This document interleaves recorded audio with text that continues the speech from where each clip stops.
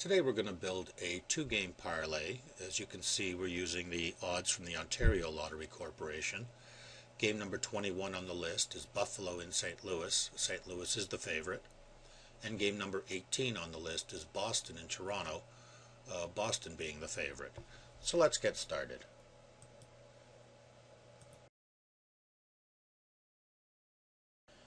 And this takes us to the results list. As you can see, Hedgeline will list all the results right at the beginning. So in a two-game parlay, there are 9 possible outcomes, and here they all are listed down here.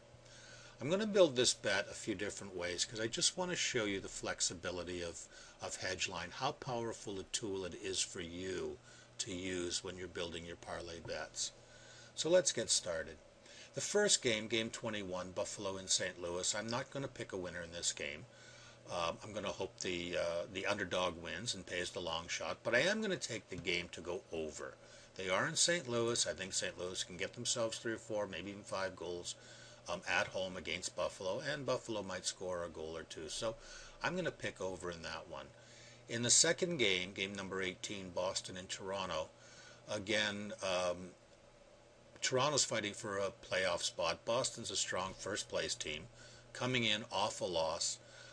These two teams do have a history, and again, Toronto has to score usually 4 or more goals to win, so I'm going to take the over in this game and not necessarily a winner and hope the long shot pays off. So that leaves me now, as you can see, with 9 possible bets at a total of $18.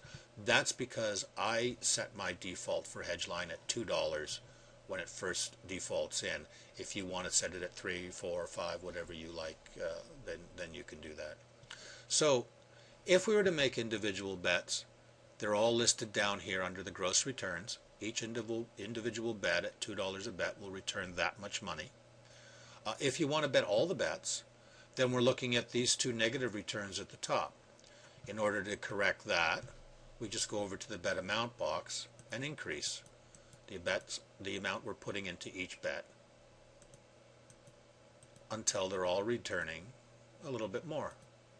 Now you've got them all returning a positive amount. If you're happy with that, you want to make that bet, then just fill out your slips according to the list. Let's take another look at it. What if, in this case, we just want to go reset our bets, and we want to bet the other way. We want to bet heavy on the favorites. I'm going to put $20 on the favorites. And then I'm going to hedge that. So I've got to add some money to the ones below it, which I can do. So my goal is St. Louis Boston to win. As you can see, they're bet heavy on the favorite here. And then as you go down, the returns get much higher, and you get the option of looking at chasing some of the long shots too. But this is your bet. You're betting the favorites. So that bet will cost you 9 bets, $41 in total. If you don't think both hockey games will end in a tie, you can remove that combination. You can even reset your bets here because it's a new number. So I'll go back to the $20 here. Now my second bet here, and then go to my third.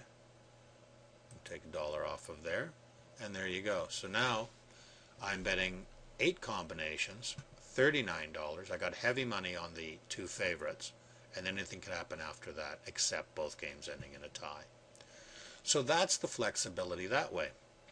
Now let's take it and look at it a different way. So let's reset the bets. Reset all the bets. Reset it back to the way it was when you first got here. And let's look at betting it a different way. I'm going to take St. Louis to win. So to do that, I'm going to remove Buffalo, and I'm going to take them not to tie either. I am going to take the spread of 2 goals in Ontario. The Ontario Lottery offers their spreads a little differently. So in this case, St. Louis has to win by 2 goals. And I'm going to take this game again to go the over because I do think it's going to go over.